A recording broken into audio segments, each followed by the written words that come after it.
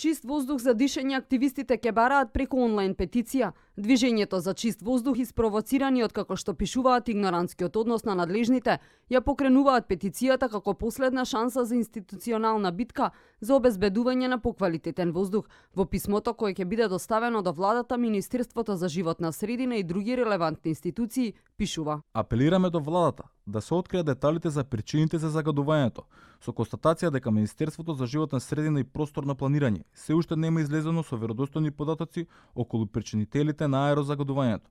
Без овие информации, ветувањата од страна на надлежните дека проблемот ќе биде решен, најверојатно нема да доживеат својата реализација.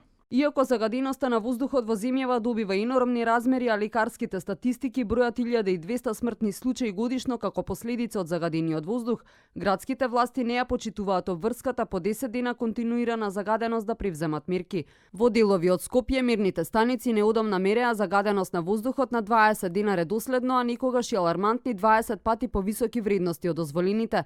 Граѓаните сметаат дека проблемот треба да се свати сериозно. Мислам дека градоначалникот превзема некои мерки, меѓутоа не се доволни тие. Мислам дека повеќе треба да се преземе, зашто овој град е многу загаден. Треба подитно да се преземаат мерки, кои мерки, што има надлежни, стручњаци, кои како. Ние си чувствуваме, кашлање, шлајмови, едно друго си чувствуваме на себе.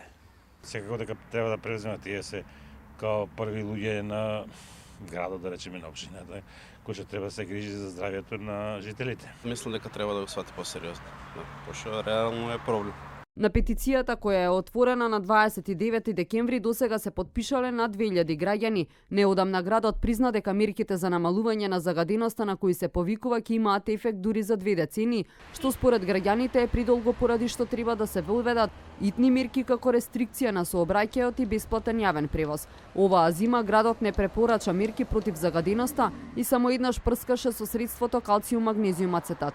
Предходните години во енормна загаденост главните мерки беа ослободување од работа на постарите лица, бремените жени и хронично болните.